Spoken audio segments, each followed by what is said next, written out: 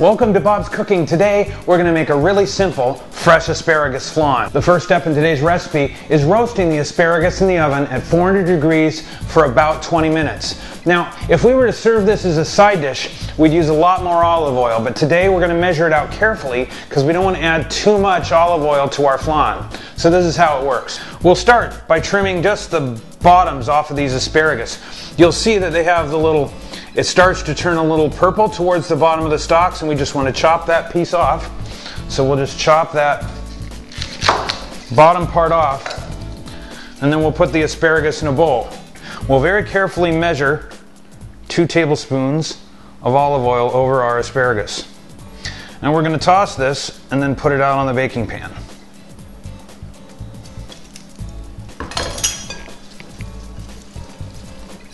We'll hit this with a little rock salt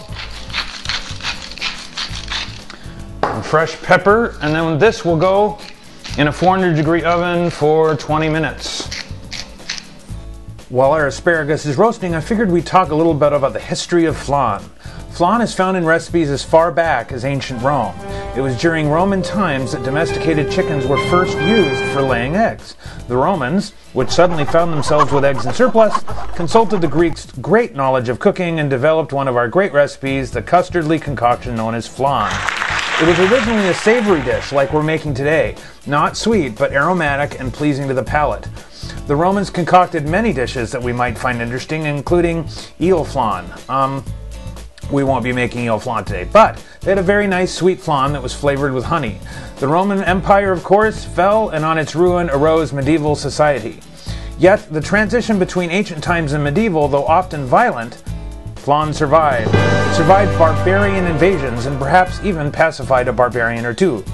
It surfaced as a generally sweet dish, but is still based on the old idea of mixing cream and eggs to form a custard. Our word for flan actually is derived from the Latin flato, meaning flat cake, which became flaon in Old French. So, interestingly, flan found 2 different outlets. In Spain, it became a sweet custard, generally made with caramelized sugar. The mixture of milk and eggs and sugar was slowly cooked in crocks and relished by many. Besides the Roman influence, the Moors introduced citrus and almonds, which are also commonly found to flavor flan. Once Christopher Columbus found America, the rush to the riches of the region brought the richness of flan with it. Nearly all of Central and South America now loves flan in various custardly forms. It's become especially associated with Mexico, where flan is produced exquisitely in the kitchens of the rich and poor alike. English, with its love for pastry crusts, went its own way and developed a different kind of flan. This one makes use of a pastry shell with an open top filled with custard and often mixed with nuts or fruit. Here's our asparagus fresh out of the oven, and it is perfect.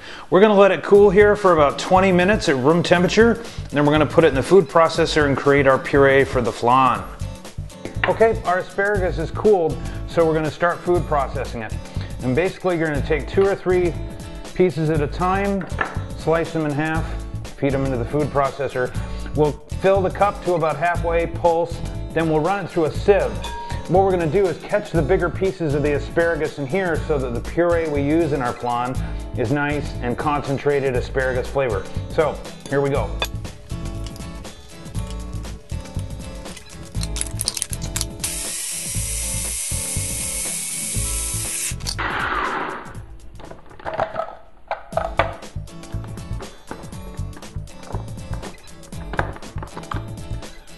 So from a single pulse of the food processor, we get this lovely puree.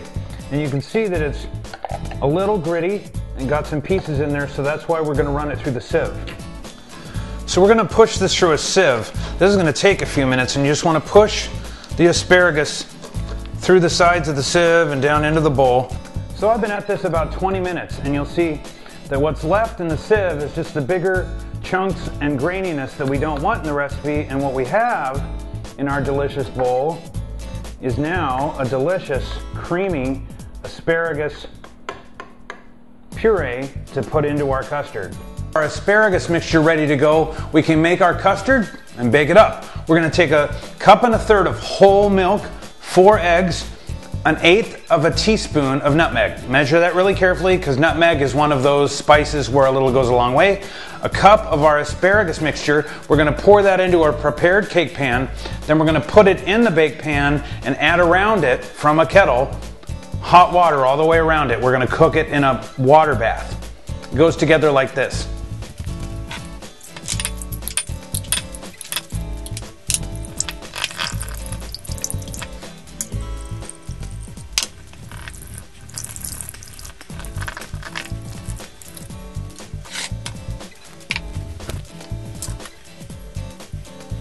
With our flan in the middle of the water bath, we'll put this in the oven for about 50 minutes at 3 1/4. You want to start checking it at that point. You'll know that it's done when the flan starts breaking away from the edges of the pan.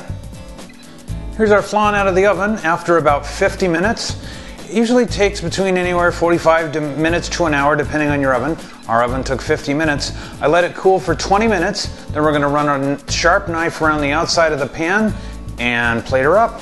And there you have it, a delicious asparagus flan, a really nice, fun salad. I plated it with a little mixed greens and tomato. I've topped it with just a little bit of Parmesan cheese.